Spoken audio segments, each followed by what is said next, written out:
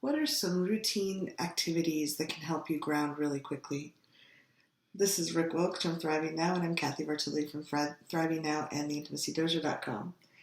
And this is one of them right here. If you're feeling activated or scared or undergrounded, taking a drink of, I like to have something that's either warm or cool, a temperature contrast, but even a sip of water can really help you get in your body. Because if a tiger's chasing you, you're not going to stop and go, okay, let me get a glass of ice water and take a sip of it right now. It's surprisingly effective if we take the time to have a cup of hot tea that we drink, just a couple minutes, just sitting there and noticing the warmth or the coolness going down our throat. It gets us in our body. It reminds the brain we're not actively in flight right now. It actually, and that's one reason people turn to food when they're stressed. Absolutely. Because it helps them, but when you're conscious about it, having a bite to eat or something to drink can really help bring that down quickly. Grounding is a mindfulness practice. It's a way of saying, hey, I'm not feeling the way that I really want to feel, and becoming aware of that. And so there are many different things that we can do. For example, one of the things that humans are allowed to do in most contexts is to get up and use the bathroom. Mm-hmm. And when I was first learning to manage myself emotionally, is that I would I drank lots of water, and that gave me a reminder regularly to go to the bathroom. And in the bathroom, I would take a moment and I would tune into what's going on in my body.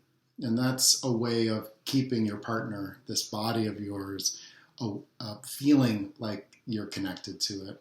And I would tap and just spend 30 seconds. Now, you don't have to say anything. If you don't have privacy, you can, in your mind's eye, just be tuning to, this unsettled feeling in my chest.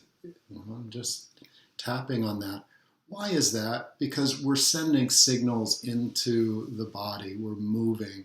Movement is the opposite of a freeze. And, in our culture, most of the time when people are stressed, you just have to hold it in. And you can look around a meeting table when people are stressed and you can see them checking out. Boo, boo, Well, boo. there are a bunch of 2-year-olds whose mother just yelled at them who are never taught how to soothe that process.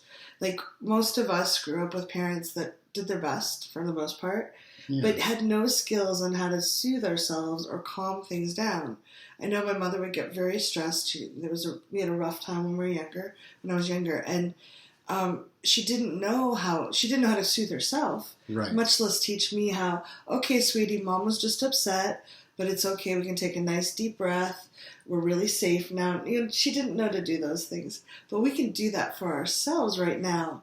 And actually, when we do it in a meeting room, just us relaxing and being calm, just like the squirrels outside, that one of them gets scared, they all run. One person being really calm can help shift that energy. Mm-hmm. It's a really powerful place to be. Yeah, this is both a personal process to help balance your own system, but it's also a community process. As Kathy said, we both have she works in corporate and I've worked in corporate, and we are in parts of circles in community and nonprofits and other things. And it's a beautiful dynamic when people learn to emotionally self-soothe and do that in a conscious way, because our primitive brains are tuned to the movement from stress to relaxed as a signal for everyone to say, hey, we can relax again. Yeah. So washing your hands or your face. Or your face. Soap. I love the texture of a washcloth if I have that available. Mm-hmm. But when we get stressed, we sweat out toxins. Yeah. And if you've ever noticed when you're really stressed, your hands may feel a little sticky, and then just washing them feels amazingly good. But it's also another signal we're getting into our body. We're washing off some toxins. We feel the texture and the warmth, and if you can pay attention to that. But we're also signaling, again, they're chasing us, not going to stop and wash our hands and face. So it's a feedback loop in there. And you can also, if you're not feeling too vulnerable in that triggered state, taking a shower, just like getting your whole body clean is a way to just, notice the water. And again, listen to what's right for you. And the underlying message we're we're offering and inviting is by raising your sense of awareness, you get to do the things that are important to you and the things that are a part of your work, your family.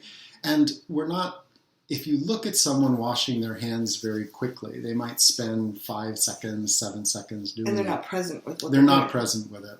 You can spend 13 seconds and be present with it.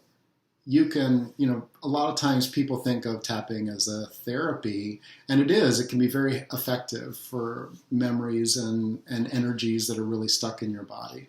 But I use it in the same way I use brushing my teeth. If I'm not happy with how my mouth feels, I just go brush my teeth, and it doesn't take that long. And it can also ground you. And it does. It changes your energy, and that's the big deal here. The more that we are able to cultivate our internal emotional world, our external world feels more grounded, more natural, more sustainable.